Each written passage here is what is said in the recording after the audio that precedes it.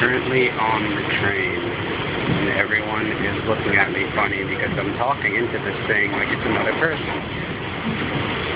So, just so you guys can get a view of what I'm seeing here, this is what I'm seeing.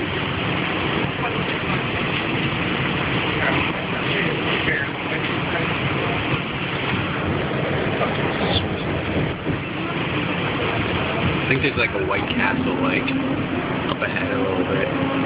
So nice to see that. I'm not even supposed to be going right now. I'm like super early. I'll be there like 7 hours before the clock starts, so I'm just gonna chill around with a bunch of metalheads all day. I mean, I'll be gone for now, so I'll return when I'm closer to the venue. Goodbye, people. Shout out to Jared Zorzi on this one. I love you, Jared. You are an amazing guitarist.